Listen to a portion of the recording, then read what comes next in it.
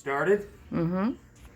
The end of 200 hall, to shut off the sprinkler, turn either one of these two red handles, and that will shut off the sprinkler to the old portion of the building. Sprinkler shut off for 300 hall. This red knob right here. You just turn it till this goes this way. The water shut off for 300 hall is this yellow. You just turn it sideways. Do not attempt to try to turn these off.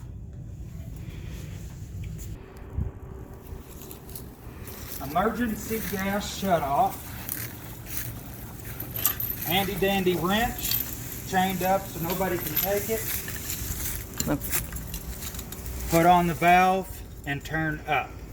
We'll shut the gas off to the whole building.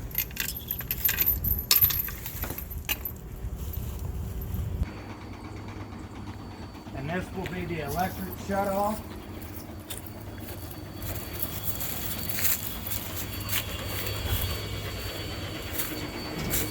Turn the handle, open it up. The old building, the new building. You just flip them this direction.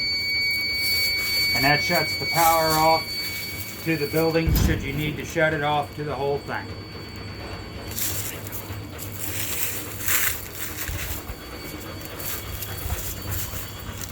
Emergency generator shut off is right here.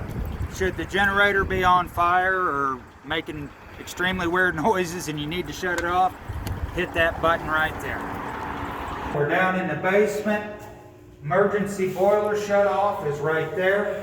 So if the boiler was on fire or blowing up, hit that right there and that will shut the boiler down.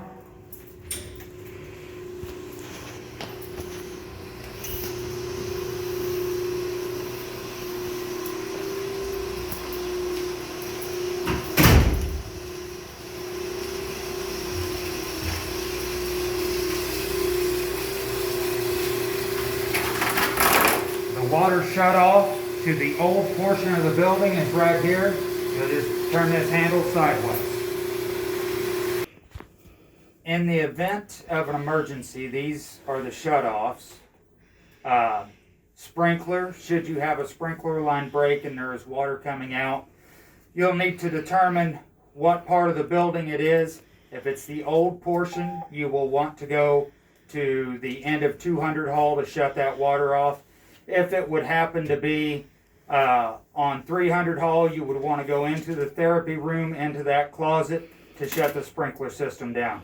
If you had a major water line break on 300 hall, you would also go into the therapy room and shut the water off there. That will shut the water off to everything on 300, but it will stop the flow of water. On 200 hall or 100 hall or in the kitchen or any of that area, if you had a major water line break, you would want to go down into the basement where the boiler is and shut that water off to the whole building to stop the flow of water. Should we have a fire anywhere in the building, you would need to shut off gas and electricity to the building so that we are not feeding the fire or causing fires in other areas. The natural gas shut off is outside the double sliding doors towards the police department. You will use that wrench that is fastened to it and shut the gas off. The electrical is back by the grease trap where we store the kitchen grease. Go in behind that wooden fence, open up that door, and you will see different shutoffs.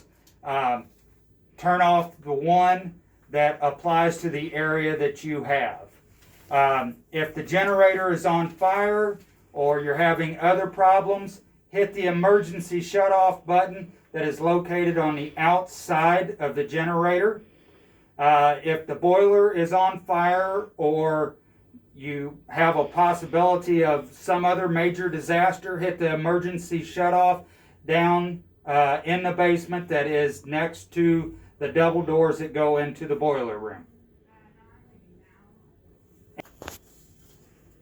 If the generator is running and you are wanting to kill the power to the facility, those switches will kill the power to keep the generator from feeding the building as well. The generator will continue to run, but the electricity flow into the building will stop.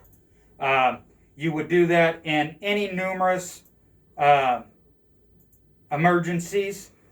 Should we have an earthquake, it may be important to turn off the electricity and the natural gas and to shut off the water. If we had a fire, you might want to shut off the electricity in one section of the building, shut off the natural gas to the whole building. If we had damage to any portion of the building, it may be necessary to shut off the natural gas or the electricity or water to any of those portions. You will have to identify the emergency situation that you are having and try to make the appropriate attempts to shut off the correct things.